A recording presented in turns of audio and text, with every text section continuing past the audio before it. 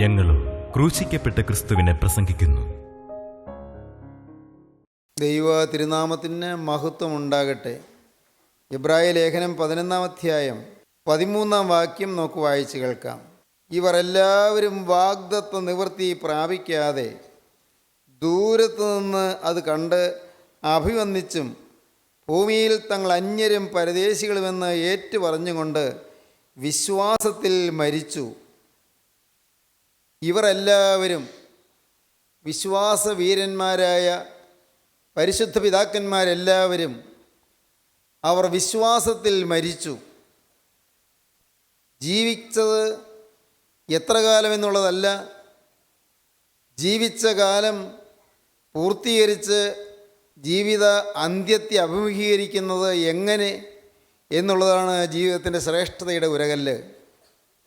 നമ്മുടെ ജീവിതം ഈ ഭൂമിയിൽ എത്ര കാലം ജീവിച്ചു എന്നുള്ളതിനേക്കാൾ എത്രയോ പ്രധാനമാണ് നാം ജീവിച്ച കാലം എങ്ങനെ ജീവിച്ചു എന്നുള്ളത്.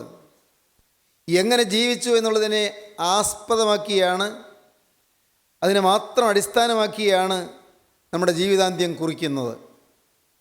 ഇവിടെ അബ്രഹാമിൻ്റെയും മറ്റ് പൂർവ്വ പിതാക്കന്മാരുടെയും കാര്യങ്ങൾ വിവരിച്ചുകൊണ്ട് പരിശുദ്ധാത്മാവ് രേഖപ്പെടുത്തുകയാണ്.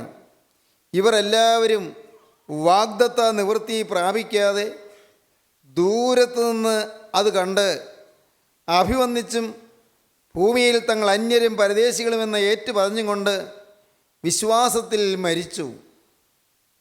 ഉൽപ്പത്തി പുസ്തകം 25-ാം അധ്യായത്തിൽ നാം കാണുന്നത്, അതിൻ്റെ ആദ്യ ഖണ്ഡികയിൽ നാം കാണുന്നത് അബ്രഹാമിൻ്റെ ജീവിതത്തിൻ്റെ തുടർന്നുള്ള ഇസ്ഹാക്കിൻ്റെ വിവാഹം, സാറയുടെ മരണം, ഇതെല്ലാം കഴിഞ്ഞുള്ള ജീവിതത്തിൻ്റെ പല ഗതികളാണ്, ജീവിതത്തിൻ്റെ പല ഘട്ടങ്ങളാണ് നാം കാണുന്നത്. പല ജീവിതാനുഭവങ്ങളിലൂടെ കടന്നുപോയി അബ്രഹാം ജീവിത അന്ത്യത്തിലേക്ക് വരികയാണ്. ഉൽപ്പത്തി പുസ്തകം 25-ാം അധ്യായത്തിൻ്റെ 8-ാം വാക്യത്തിൽ നാം വായിക്കും, അബ്രഹാം വയോധികനും കാലസമ്പൂർണനുമായി നല്ല വാർദ്ധക്യത്തിൽ പ്രാണനെ വിട്ടു മരിച്ചു, തൻ്റെ ജനത്തോട് ചേർന്നു. നല്ല വാർദ്ധക്യത്തിൽ അബ്രഹാം മരിച്ചു, വയോധികനായി ജീവിതം പൂർത്തീകരിച്ച് മരിച്ചു. നല്ല പ്രായത്തിൽ 175-ാമത്തെ വയസ്സിൽ അബ്രഹാം ഈ ഭൂമിയിൽ നിന്ന് മാറ്റപ്പെട്ടു. നീണ്ട ഒരു കാലഘട്ടം തിരിഞ്ഞു നോക്കുമ്പോൾ തീർച്ചയായും കാലിടറിയ കാലങ്ങളുണ്ട്. പല രംഗങ്ങളിൽ വീഴ്ചകൾ വന്നുപോയി, വിശ്വാസത്തിൽ വ്യതിചലനങ്ങൾ സംഭവിച്ചു പോയി, ജീവിതത്തിൽ പരാജയങ്ങൾ ചിലതെല്ലാം വന്നുപോയി. പക്ഷേ ആ പരാജയങ്ങളിൽ നിന്നെല്ലാം ദൈവം അബ്രഹാമിനെ ഉയർത്തി, ഉദ്ധരിച്ച്, യഥാസ്ഥാനപ്പെടുത്തി, ജയിപ്പിച്ച് ദൈവം നയിച്ചു കൊണ്ടിരുന്നു, ദൈവം നടത്തിക്കൊണ്ടിരുന്നു. അബ്രഹാമിൻ്റെ ജീവിതാവസാനത്തിലേക്ക് സമാധാനത്തോടെ എത്തിച്ചേരുവാൻ ദൈവം അത്ഭുതം പ്രവർത്തിച്ചു. പ്രിയപ്പെട്ടവരെ, നമ്മുടെ ഈ ജീവിതത്തിലും നമുക്ക് പരാജയങ്ങൾ വന്നിട്ടുണ്ട്, പല പല കേടുകൾ സംഭവിച്ചിട്ടുണ്ട്, നമുക്ക് പോരായ്മകൾ വന്നിട്ടുണ്ട്, നമുക്ക് ക്ഷീണങ്ങൾ സംഭവിച്ചിട്ടുണ്ട്, നമ്മുടെ ജീവിതത്തിൽ നമുക്ക് തെറ്റുകൾ പറ്റിയിട്ടുണ്ട്. ആരും കുറ്റവിമുക്തരല്ല. ആർക്കും ഞാൻ എല്ലാം ശരിയായി നിന്നു എന്ന് പറയാൻ സാധിക്കുകയില്ല. തീർച്ചയായും നമുക്ക് പല പോരായ്മകൾ സംഭവിച്ചിട്ടുണ്ട്. എന്നാൽ സ്നേഹവാനായ ദൈവം നമ്മെ അളവറ്റ വാത്സല്യപൂർവം പരിലാളിക്കുന്നവനായ ദൈവം നമ്മെ ഇത്രയും കാലം നയിച്ചു നടത്തി, നമ്മെ ജീവിതത്തിൻ്റെ ഒരു ശോഭന കാലഘട്ടത്തിലേക്ക് ദൈവം നമ്മെ എത്തിക്കുകയാണ്. നാം എല്ലാവരും, ഈ വാക്കുകളെ കേൾക്കുന്ന എല്ലാവരും ദൈവത്തിൻ്റെ പ്രത്യേക കരുതൽ ലഭിച്ചവരാണ്, ദൈവത്തിൻ്റെ സ്നേഹം ലഭിച്ചവരാണ് എന്ന് നാം മനസ്സിലാക്കുക. ദൈവം സ്നേഹിക്കുന്ന ജനം. തീർച്ചയായും നമുക്ക് പല പ്രശ്നങ്ങൾ വന്നിട്ടുണ്ട്, മനസ്സിനെ അലട്ടുന്നതായ പല യാതനകൾ വന്നിട്ടുണ്ട്, ദുരിതങ്ങൾ ഏറെയേറെ നമുക്ക് വന്നിട്ടുണ്ട്, ഒട്ടേറെ പ്രതിസന്ധികളെ അതിജീവിക്കേണ്ടി വന്നിട്ടുണ്ട്, പ്രശ്നങ്ങൾ നമ്മെ തുറിച്ചു നോക്കുന്ന അനുഭവങ്ങൾ നമുക്ക് ധാരാളമായിട്ടുണ്ടായിട്ടുണ്ട്. നമ്മുടെ പലരുടെയും മനസ്സ് പുകഞ്ഞിട്ടുണ്ട്, ഹൃദയം നീറിയിട്ടുണ്ട്. പലപ്പോഴും ജീവിതത്തിൽ നൈരാശ്യം വന്നവരും ഈ വാക്കുകളെ കേൾക്കുന്നുണ്ട്. ഒരിക്കൽ ലണ്ടൻ നഗരത്തിൽ ഒരു ദിവസം വൈകുന്നേര സമയം ഒരാൾ അയാളുടെ വീട്ടിൽ നിന്നിറങ്ങിയിട്ട് അദ്ദേഹം റോഡിലെത്തി ഒരു കുതിരവണ്ടി കാത്തു നിൽക്കുകയാണ്, വാടക വണ്ടി. എന്നാൽ പഴയ കാലത്ത് കുതിരവണ്ടിയാണ്, ആളുകൾക്ക് ഒരിടത്തു നിന്ന് ഒരിടത്തേക്ക് പോകാനായിട്ട് കുതിരവണ്ടി. വന്ന വണ്ടി കൈ കാണിച്ചു നിർത്തി, അതിൽ കയറി പറഞ്ഞു തേംസ് നദിയുടെ തീരത്തേക്ക് പോകുക. അദ്ദേഹത്തിൻ്റെ മുഖം വളരെ ക്ഷീണിതമാണ്, വളരെ ചിന്താപരവശനാണ് അദ്ദേഹം, വളരെ മ്ലാനവദനാണ്. ഈ കുതിര വണ്ടി ഓടിക്കുന്നയാളൊന്നും ശ്രദ്ധിച്ചില്ല, ഓടിച്ചു. കുറച്ചും കഴിഞ്ഞപ്പോൾ കട്ടി കൂരിട്ട് പോലത്തെ മൂടൽ മഞ്ഞ്, കനത്ത മൂടൽ മഞ്ഞ്, വഴി തിരിച്ചറിയാൻ വയ്യാതായി. ആ കുതിരവണ്ടിക്കാരൻ കുറേ നേരം ഇങ്ങനെ ഓടിച്ചുകൊണ്ട് പോയി. അങ്ങ് പല പല തെരുവുകൾ ഇങ്ങനെ ഓടിച്ച് നടന്നു. തേംസ് നദീതീരത്ത് എത്തുന്നില്ല. വണ്ടി ഇങ്ങനെ അലഞ്ഞു തിരിഞ്ഞ് ഇങ്ങനെ പല വഴികളും നോക്കി നടന്നു. തേംസ് നദീതീരത്തേക്ക് എത്താൻ പറ്റുന്നില്ല. ലണ്ടൻ നഗരത്തിൽ നല്ല പരിചയമുള്ള വണ്ടിക്കാരനാണ്, പക്ഷേ അദ്ദേഹത്തിന് മൂടൽമഞ്ഞ് കാരണം വഴി തിരിച്ചറിയാൻ പറ്റുന്നില്ല. എവിടെയെല്ലാമോ ഒക്കെ വണ്ടി ഇങ്ങനെ ചുറ്റിത്തിരിഞ്ഞ് ഒരു ഭാഗത്ത് വന്നു. വണ്ടിക്കാരൻ പറഞ്ഞു, എനിക്ക് സ്ഥലം പിടികിട്ടുന്നില്ല, ഇപ്പോൾ എവിടെയാണ് ഞാൻ വന്നതെന്നും എനിക്കറിയാൻ പറ്റുന്നില്ല, നിങ്ങളിവിടെ ഇറങ്ങിക്കോ, എനിക്ക് വണ്ടി ഓടിച്ചുകൊണ്ട് പോകാൻ പറ്റുന്നില്ല എന്ന് പറഞ്ഞു. അവിടെ ഇറക്കി വിട്ടു. ഇദ്ദേഹത്തിന് മനസ്സിലാകുന്നില്ല ഇത് സ്ഥലം ഏതാണെന്ന്. അദ്ദേഹം ആ മൂടൽ മഞ്ഞിൽ കൂടി തപ്പി നടന്നു. എവിടെയോ ഒരു ഭാഗത്ത് തൊട്ടപ്പോൾ ഒരു കുതിരയുടെ മുഖം പോലത്തെ ആകൃതിയുള്ള ഭാഗത്താണ് തൊട്ടത്. പെട്ടെന്ന് അദ്ദേഹം ഓർത്തു, അദ്ദേഹത്തിൻ്റെ വീടിൻ്റെ ഗേറ്റിങ്കൽ ഒരു കുതിരയുടെ പ്രതിമ അവിടെ വെച്ചിട്ടുണ്ട്. അപ്പോൾ അതിലാണ് പിടിച്ചിരിക്കുന്നത്. അപ്പോൾ എൻ്റെ വീടിൻ്റെ മുറ്റത്ത് തന്നെ എത്തിയിരിക്കുന്നു, വീടിൻ്റെ ഗേറ്റിങ്കൽ തന്നെ എത്തിയിരിക്കുന്നു. ഇദ്ദേഹം ഏങ്ങലടിച്ചുകൊണ്ട് വീട്ടിലേക്ക് ചെന്ന് കയറി. അദ്ദേഹം ഓർത്തു, എൻ്റെ ദൈവമേ, ഞാൻ മരിക്കാനായിട്ട് പുറപ്പെട്ടു, നദിയിൽ ചാടി ജീവിതം അവസാനിപ്പിക്കാൻ പുറപ്പെട്ടു, നിരാശയോടെ ജീവിതം തീർക്കാൻ പുറപ്പെട്ടതാണ് എൻ്റെ ദൈവമേ. പക്ഷേ ഞാൻ മരിക്കാൻ ദൈവമേ നീ അനുവദിച്ചില്ല. ഈ കനത്ത മൂടൽമഞ്ഞ് കാരണം ഞാനിതാ ചുറ്റിത്തിരിഞ്ഞ് അവസാനം ഇവിടെ എത്തി. എൻ്റെ കർത്താവേ, എനിക്ക് മനസ്സിലാകുന്നില്ല, ഇതെന്തൊരു സ്നേഹം, ഞാൻ എന്തിനാണ് മരിക്കാൻ ശ്രമിച്ചത്? എനിക്കിനിയും ജീവിതത്തിന് ഇനിയും ഒരു നല്ല കാലം കിട്ടുമോ? അദ്ദേഹം അവിടെ ഇരുന്നു. അദ്ദേഹം ബൈബിൾ എടുത്തു, വായിക്കാൻ തുടങ്ങി. തിരുവചനത്തിൽ ചില ഭാഗങ്ങൾ വായിച്ചപ്പോൾ അദ്ദേഹത്തിന് ആശ്വാസമായി. യോഹന്നാന്റെ സുവിശേഷം 14-ാം അധ്യായം ആദ്യത്തെ ഭാഗം അദ്ദേഹം വായിച്ചു. അദ്ദേഹം ഏങ്ങലടിച്ച് കരയാൻ തുടങ്ങി. യോഹന്നാന്റെ സുവിശേഷം 14-ാം അധ്യായം ആദ്യ ഭാഗം വായിച്ച് കേൾക്കാം. നിങ്ങളുടെ ഹൃദയം കലങ്ങിപ്പോകരുത്, ദൈവത്തിൽ വിശ്വസിപ്പിൻ, എന്നിലും വിശ്വസിപ്പിൻ. നിങ്ങളുടെ ഹൃദയം കലങ്ങിപ്പോകരുത്. Let not your heart be troubled. നിങ്ങളുടെ ഹൃദയം കലങ്ങിപ്പോകരുത്, ദൈവത്തിൽ വിശ്വസിപ്പീൻ, എന്നിലും വിശ്വസിപ്പീൻ എന്ന് യേശുക്രിസ്തു പറയുന്നതായ വാക്കുകൾ, അവസാനമായി തൻ്റെ ശിഷ്യന്മാരോട് യേശു പറയുന്നതായ വാക്കുകൾ, ഹൃദയം കലങ്ങരുത്, ദൈവത്തിൽ വിശ്വസിപ്പീൻ, എന്നിലും വിശ്വസിപ്പീൻ എന്ന് പറയുന്ന വാക്കുകൾ. അദ്ദേഹം ഏങ്ങലടിച്ച് കരഞ്ഞുകൊണ്ട് ആ തിരുവചനം മുത്തിക്കൊണ്ട് അദ്ദേഹം മുട്ടുമേലിരുന്നു. അദ്ദേഹം പ്രാർത്ഥിച്ചു. തുടർന്ന് അദ്ദേഹം ഇങ്ങനെ എഴുതി. ആ എഴുതിയത് അത് വിശ്രുതമായൊരു കവിതയാണ്. ഇത് ആളാരാണെന്ന് നിങ്ങൾക്കറിയാമോ? ഇംഗ്ലീഷ് സാഹിത്യത്തിലെ സുപ്രസിദ്ധനായ വില്യം കൂപ്പർ എന്ന് പറയുന്ന കവിയാണ്. വില്യം കൂപ്പറിനെ കുറിച്ച് ഇംഗ്ലീഷ് സാഹിത്യം പഠിക്കുന്നവർക്ക് പലർക്കും അറിയാം. അദ്ദേഹം എഴുതിയ കവിതയുടെ 4 ലൈനുകൾ ഞാനിപ്പോൾ നിങ്ങളെ വായിച്ച് കേൾപ്പിക്കാം. God moves in mysterious ways, His wonders to perform. He plants His footsteps in the sea and rides on the storm.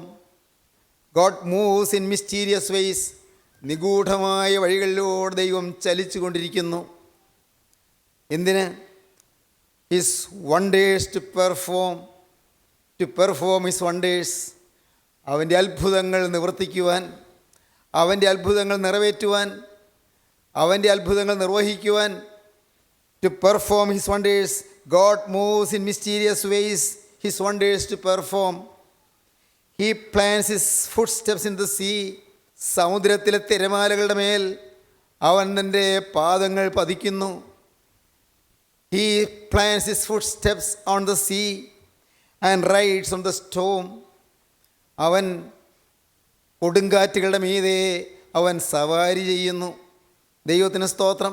കൊടുങ്കാറ്റ് ഊതിയാലെന്ത്, കടലിൻ്റെ അലമാലകൾ തെറുത്തുയർന്നാലെന്ത്, കടൽ ആരവാരം മുഴക്കിയാലെന്ത്, വളരെ നിഗൂഢമായ വഴികളിലൂടെ, അത്യന്തം രഹസ്യമായ വഴികളിലൂടെ, ആർക്കും അറിവില്ലാത്ത വഴികളിലൂടെ, അജ്ഞാതമായ പാതയിലൂടെ നിത്യനായ ദൈവം നമ്മെ നടത്തുന്നു. അവൻ്റെ അത്ഭുതങ്ങൾ അവൻ നിവർത്തിക്കുന്നു.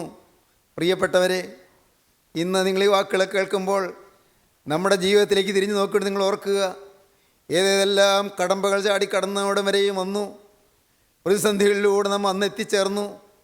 പ്രശ്നങ്ങളെ നാം ഓരോരുത്തരും അഭിമുഖീകരിച്ചതായ രംഗങ്ങൾ, പ്രയാസങ്ങൾ വന്നതായ അവസരങ്ങൾ, ഏങ്ങലടിച്ച് കരയേണ്ടി വന്നതായ സമയങ്ങൾ, എനിക്ക് ആരുമില്ലല്ലോ എന്നോർത്ത് വിലപിച്ചതായ സമയങ്ങൾ, എൻ്റെ വേദന കാണാൻ എനിക്ക് ആരുമില്ലല്ലോ എന്നോർത്ത് നാം വലഞ്ഞതായ സമയങ്ങൾ, എൻ്റെ ദൈവമേ ഒരിറ്റ് സ്നേഹം എനിക്ക് കിട്ടാനില്ലല്ലോ, ആരും എന്നെ സ്നേഹിക്കുന്നില്ലല്ലോ എന്നോർത്ത് വിഷമിച്ച സമയങ്ങൾ, എനിക്കൊരു കൈത്താങ്ങൾ തരാൻ ആരുമില്ലല്ലോ എന്നോർത്ത് നാം വിങ്ങി വിതുമ്പിക്കഴിഞ്ഞതായ സമയങ്ങൾ, ഓരോന്ന് പ്രിയപ്പെട്ടവരെ നിങ്ങൾ ഓർക്കുക. ആരും നിരാശപ്പെടേണ്ട. ദൈവത്തിൻ്റെ കൈയുണ്ട്. അവൻ നമ്മെ പിടിച്ചുയർത്തി, അവൻ്റെ വലങ്കരം കൊണ്ട് നമ്മെ പിടിച്ച്, അവൻ നമ്മെ നയിച്ച്, അവൻ അത്ഭുതകരമായ വഴികളിലൂടെ അതിശയങ്ങൾ നിർമ്മിച്ചുകൊണ്ട്, അതിശയങ്ങൾ വിരചിച്ചുകൊണ്ട് അവൻ നമ്മെ നടത്തിക്കൊണ്ട് പോകുന്നു. നിങ്ങൾ വിശ്വസിക്കൂ. ദൈവത്തിൻ്റെ വലിയ നാമം മഹത്വപ്പെടട്ടെ. ദൈവത്തിന് സ്തോത്രം. ഞാൻ വേറൊരു കാര്യം വായിച്ചു. അത് ഇതുപോലുള്ളൊരു കാര്യമാണ്. ഒരു അപ്പനും മോനും സുവിശേഷകരാണ്. അപ്പൻ സുവിശേഷകനാണ്, മോൻ നല്ല പ്രാർത്ഥിക്കുന്നൊരു കുട്ടിയാണ്, സമർത്ഥനാണ്, നല്ല വേദപുസ്തകം വായിക്കാൻ താല്പര്യമുള്ള കുട്ടിയാണ്, വേദപുസ്തകം വായിക്കാൻ നല്ല താല്പര്യം. ഇവൻ ദൈവത്തിൻ്റെ വേല ചെയ്യാൻ അപ്പൻ്റെ കൂടെ ഇറങ്ങും. എല്ലാ ദിവസവും അപ്പനും മോനും വീട്ടിൽ നിന്ന് ഇറങ്ങും. അവരുടെ കയ്യിൽ ചെറിയ പുസ്തകങ്ങളുണ്ട്, ചെറിയ ട്രാക്റ്റുകളുണ്ട്. ഇവർ രണ്ടുപേരും പോകും, ഒരുമിച്ച് പോകും. ഓരോ വീട്ടിലും കയറി ഇറങ്ങും, പുസ്തകവും ട്രാക്റ്റും കൊടുക്കും. അത് കൊടുത്ത് അവരോട് പറയും, യേശു നിങ്ങളെ സ്നേഹിക്കുന്നു, യേശു നിങ്ങളെ കരുതുന്നു, യേശു നിങ്ങളെ കരുതുന്നു, സ്നേഹിക്കുന്നു. ഇത് തന്നെ പറയും. എന്നിട്ട് പറയും, ഞങ്ങൾക്ക് സമാധാനം തന്ന യേശു നിങ്ങൾക്ക് സമാധാനം തരും എന്ന് പറയും. ഒരു ദിവസം വലിയ മഴ, ഭയങ്കരമായ തണുത്ത കാറ്റ്, വീട്ടിൽ നിന്നിറങ്ങാൻ തോന്നുന്നില്ല.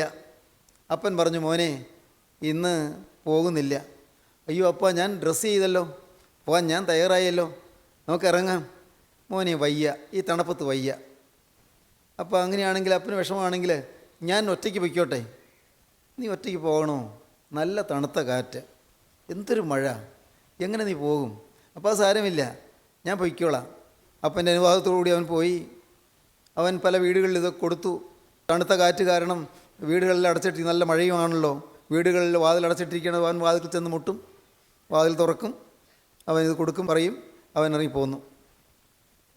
ഏതാണ്ട് ഇനി ഒരു ട്രാക്റ്റ് മാത്രമുണ്ട്, ഒരു പുസ്തകം മാത്രമുണ്ട്, ഒരു ചെറിയ പുസ്തകം മാത്രം. അവൻ ആ പുസ്തകം കൊണ്ട് അവൻ മുന്നോട്ട് പോന്നപ്പോഴവൻ ഓർത്തു, ഇനി ഈ ഒരു പുസ്തകം ഞാൻ തിരിച്ചു കൊണ്ടുപോകണോ? ഇതുകൂടി കൊടുത്തിട്ട് പോകാം, ഇതുകൂടി കൊടുത്തിട്ട് പോകാം. അവൻ തീരുമാനിച്ചു. നോക്കി, അപ്പോഴുണ്ട് ഒരു വീട് കണ്ടു. അവൻ ആ വീട്ടിലേക്ക് കയറി. ആ വീട്ടിൽ കയറിയിട്ട് അവിടെ ആരുമുള്ള ലക്ഷണമില്ല. അകത്തൊരു കാൽപ്പിമാറ്റം പോലുമില്ല, ഒരു ശബ്ദം പോലുമില്ല. അവൻ കോളിംഗ് ബെല്ലടിച്ചു. 1 അടിച്ചു, 2 അടിച്ചു, 3 അടിച്ചു, ആരും തുറക്കുന്നില്ല. അവൻ കുറേ നേരം അവിടെ നല്ലപോലെ കൈ അമർത്തി പിടിച്ചു. കോളിംഗ് ബെല്ലിൽ കൈ പിടിച്ചുകൊണ്ടേയിരുന്നു. അത് കഴിഞ്ഞ് അവൻ വാതിൽക്കൽ തെരുതര മുട്ടി. ആരും തുറക്കുന്നില്ല. എന്നാൽ ഇനി പോയേക്കാം. പക്ഷേ പോകാൻ മനസ്സ് വരുന്നില്ല. അവൻ അവിടെ ഗേറ്റിങ്ങിലേക്ക് അല്പം നടന്നതാണ്. പക്ഷെ പിന്നെയും തിരിച്ചു ചെന്നു, ഒന്നുകൂടി അമർത്തി പിടിച്ചു. എന്നിട്ട് വീണ്ടും തെരുതര വാതിൽക്കൽ മുട്ടി. അപ്പോൾ ഒരു സ്ത്രീ വന്ന് വാതിൽ തുറന്നു. വളരെ പാരവശ്യം പോണ്ടൊരു സ്ത്രീ, വല്ലാതെ അങ്ങ് തളർന്നുപോയൊരു സ്ത്രീ, മുഖത്തൊരു സമാധാനവുമില്ല, സന്തോഷവുമില്ല, മനസ്സിങ്ങനെ പതറിയിരിക്കുന്നൊരു സ്ത്രീ. കണ്ടാലറിയാം. ഇവൻ വളരെ പുഞ്ചിരിയോടെ, നല്ല നല്ല സന്തോഷത്തോടെ അവൻ ആ സ്ത്രീയോട് പറഞ്ഞു, അതുകൊണ്ട് ഞാൻ സമാധാന സന്ദേശം അറിയിക്കാൻ വന്നതാണ്. യേശു നിങ്ങളെ സ്നേഹിക്കുന്നുള്ളതായ കാര്യം അറിയിക്കാൻ വന്നതാണ്. നിങ്ങളെ സ്നേഹിക്കുന്ന യേശു ജീവിക്കുന്നുണ്ടെന്ന് പറയാൻ വന്നതാണ്.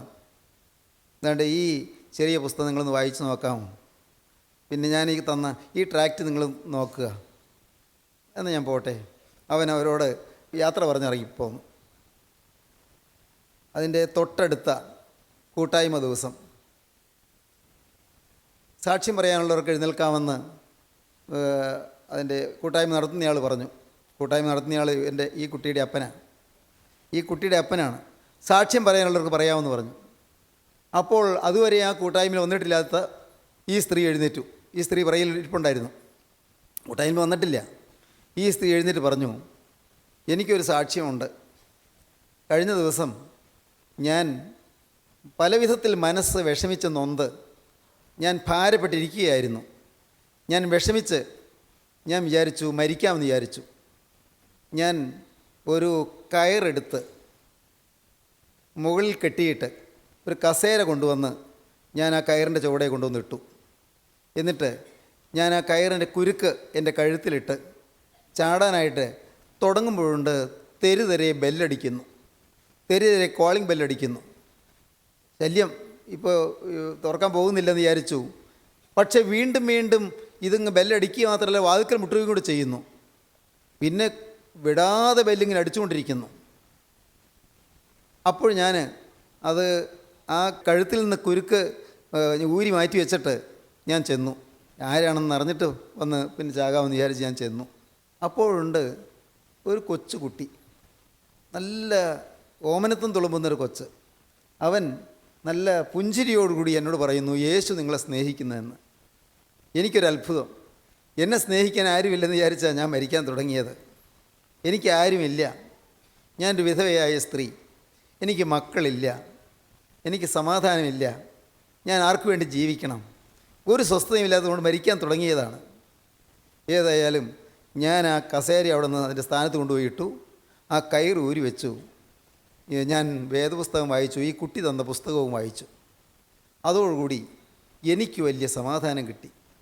യേശു എൻ്റെ ഹൃദയത്തിലേക്ക് വന്നു. ഞാൻ ഇന്നൊരു ഭാഗ്യവതിയാണ്. ആ കുട്ടി തന്ന പുസ്തകത്തിൽ ഇങ്ങനെ അഡ്രസ്സ് അതിൻ്റെ അടിയിൽ എഴുതിയിരുന്നു. അത് ഇവിടുത്തെ ഈ കൂട്ടായ്മയുടെ അഡ്രസ്സാണ്. അതുകൊണ്ട് ആ അഡ്രസ്സ് തേടി ഞാൻ ഈ കൂട്ടായ്മയിൽ വന്നതാണ്. ദൈവത്തിന് സ്തോത്രം.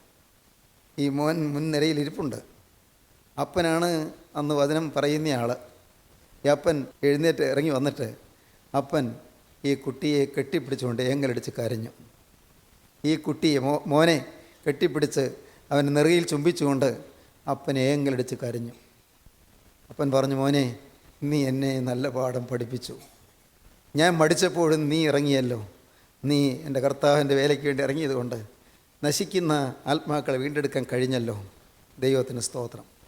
ദൈവമക്കളെ നിങ്ങളോട് പറയട്ടെ, ജീവനുള്ള ദൈവം നിങ്ങളെ നടത്തുന്ന വഴികൾ അത്ഭുതകരമായ വഴികളാണ്. അതിശയകരമായ വഴികളിൽ കൂടി ദൈവം നിങ്ങൾ നടത്തുന്നു. നിങ്ങൾ നിരാശരായിട്ടിരിക്കുകയാണോ? നിങ്ങൾ ആകുലത്തോടിരിക്കുകയാണോ?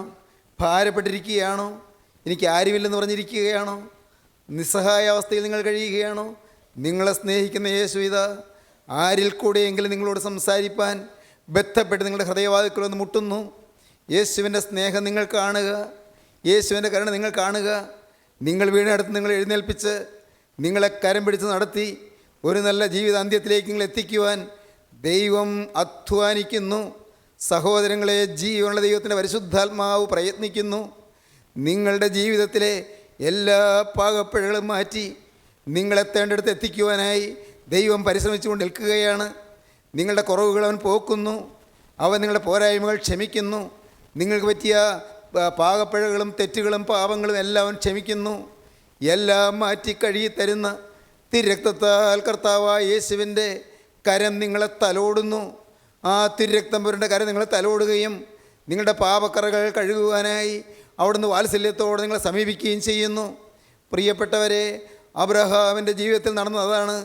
അബ്രഹാം പല വീഴ്ചകളും താഴ്ചകളുമുള്ള ജീവിതത്തിൽ അതിൽ നിന്നെല്ലാം ദൈവം അവനെ കരയേറ്റുന്നവൻ അറിഞ്ഞു. അവനിതാ ജീവിതാന്ത്യത്തിലേക്ക് വരികയാണ്. കാലസമ്പൂർണനായി അവൻ മരിച്ചു. He died in peace. അവൻ സമാധാനമുള്ളവനായി മരിച്ചു. He died fully well. അവൻ കാലസമ്പൂർണതയിൽ മരിച്ചു. സംതൃപ്തനായി മരിച്ചു. ദൈവത്തിന് സ്തോത്രം. അബ്രഹാം നല്ല സാക്ഷ്യമുള്ളവനായി മരിച്ചു. He died with full witness of Christ. ക്രിസ്തുവിൻ്റെ സത്യസാക്ഷിയായി അവൻ മരിച്ചു. പ്രിയപ്പെട്ടവരെ, അബ്രഹാം ഭാഗ്യശാലിയായി മരിച്ചു, വിശ്വാസവീരനായി മരിച്ചു. ജീവിതാന്ത്യം എങ്ങനെയെന്ന് ഇന്ന് നിങ്ങൾ ഈ വാക്കുകളെ കേൾക്കുമ്പോൾ നിങ്ങൾക്ക് തീരുമാനിക്കാം. ഇതുവരെയുള്ള ജീവിതത്തിൽ നിങ്ങൾക്ക് തെറ്റുകൾ പറ്റിയിട്ടുണ്ടോ? പാപങ്ങൾ സംഭവിച്ചിട്ടുണ്ടോ? നിങ്ങൾക്ക് നിരാശ വന്നിട്ടുണ്ടോ? നിങ്ങൾക്ക് ചെളി പറ്റിയിട്ടുണ്ടോ? നിങ്ങളുടെ ജീവിതവസ്ഥത്തിൽ കറ പിണഞ്ഞിട്ടുണ്ടോ? എല്ലാം കഴുകിത്തരാൻ ഊനമില്ലാത്ത കുഞ്ഞാടിൻ്റെ തിരുരക്തം മതിയായതാണ്. ആ തിരുരക്തമാണ് ഇപ്പോൾ നിങ്ങളോട് കരുണയോടെ ആർദ്രതയോടെ സംസാരിക്കുന്നത്. ആ സ്നേഹമുള്ള തിരുരക്തം ഇന്ന് നിങ്ങളെ കഴുകുവാൻ നിങ്ങളുടെ നേരെ തളിക്കുകയാണ്, നിങ്ങളുടെ നേരെ നീട്ടുകയാണ്. ആ തൃക്കര നിങ്ങളെ നീട്ടി നിങ്ങളെ ആശീർവദിക്കുവാൻ, അനുഗ്രഹിപ്പാൻ അവിടുന്ന് മനസ്സായി നിൽക്കുകയാണ്. യേശുക്രിസ്തു ഇതാ നിങ്ങൾ ഈ വാക്കുകളെ കേട്ടുകൊണ്ടിരിക്കുമ്പോൾ നിങ്ങളുടെ അരികത്ത് വന്ന് നിൽക്കുകയാണ്. നിങ്ങളുടെ കണ്ണുനീര് തുടയ്ക്കുവാൻ, നിങ്ങളുടെ ആകുലം മാറ്റുവാൻ, നിങ്ങളുടെ ആവലാതി മാറ്റുവാൻ, നിങ്ങളുടെ പാപങ്ങൾ ക്ഷമിക്കുവാൻ, നിങ്ങളുടെ ജീവിതത്തിലെ കറകൾ കഴുകുവാൻ യേശു ഇതാ വന്ന് നിൽക്കുന്നു. അവൻ്റെ കരങ്ങളിലേക്ക് മകനെ നിന്റെ ജീവിതം സമർപ്പിക്കാൻ ഇനിയും വൈകണമോ? മോളെ ഇനിയും വൈകണമോ? ജീവിതം ക്രിസ്തുവിന് കൊടുക്കുക. ഈ നിസ്സാര ജീവിതം, ഈ അല്പപ്രാണൻ യേശുവിൻ്റെ കരങ്ങളിലേക്ക് കൊടുക്കുക. അവനോട് വാക്ക് പറയുക, യേശുവേ ഇന്നു മുതൽ നാഥ ഈ നിമിഷം മുതൽ ഞാനൊരു പുതിയ സൃഷ്ടി. യേശുവിനോട് വാക്ക് പറയുക, യേശുവേ ഈ നിമിഷം മുതൽ ഞാനൊരു പുതിയ സൃഷ്ടി. നമുക്ക് സമർപ്പിക്കാം, നമുക്ക് പ്രാർത്ഥിക്കാം. കരുണയുള്ള കർത്താവേ, ഈ നല്ല ദിവസത്തിനായി ഞങ്ങൾ നിന്നെ സ്തുതിക്കുന്നു. തിരുവചനങ്ങൾക്കായി ഞങ്ങൾ നിന്നെ സ്തോത്രം ചെയ്യുന്നു. നിൻ്റെ ഈ പ്രിയ മക്കളെ എല്ലാവരെയും ഇവിടുന്ന് അനുഗ്രഹിക്കണമേ. യേശുവിനായി ജീവിതം വേർതിരിച്ച് സൗഭാഗ്യം അനുഭവിപ്പാൻ, സമാധാനം അനുഭവിപ്പാൻ, സമാധാനത്തിൻ്റെ ജീവിതാന്ത്യത്തിലേക്ക് വരുവാൻ എല്ലാവരെയും ഒരുക്കണമേ. അവിടുത്തെ രണ്ടാമത്തെ വരവിന് വേണ്ടി എല്ലാവരെയും ഒരുക്കണമേ. അവിടുത്തെ നാമം മഹത്വപ്പെടുത്തണമേ. യേശു ക്രിസ്തുവിൻ്റെ രാജകീയ നാമത്തിൽ തന്നെ. ആമീൻ.